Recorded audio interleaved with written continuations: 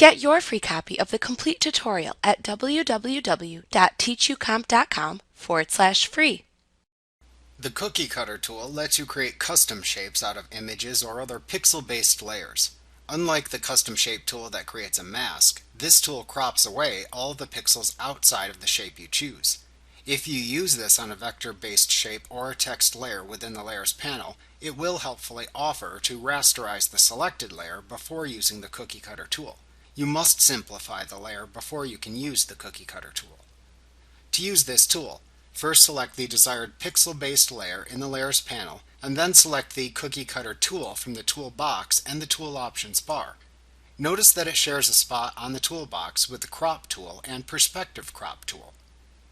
Next, click the Custom Shape Picker drop-down in the Tool Options bar and double-click the custom shape you want to apply to the selected layer. You can then use the next drop-down to set the geometry options for the shape you draw. Selecting the Unconstrained choice, which is the default, lets you freely draw the shape without constraints. Selecting Defined Proportions lets you keep the height and width proportional, which prevents warping of the shape.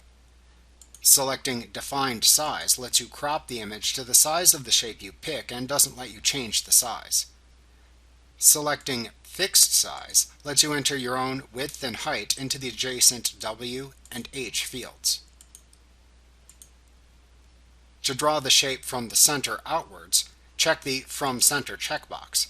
Otherwise, you will click and drag from one corner diagonally to the other corner, or simply click once to draw the shape in the layer. You can use the Feather slider to soften the edges of the shape selection.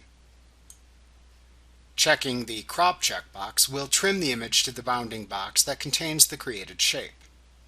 After setting your options, either click once or click and drag, depending on the settings that you have selected, to add your shape to the layer.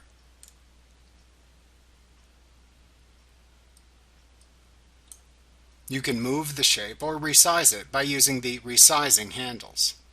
You can also transform the shape by using the options in the Transform panel in the Tool Options bar if desired.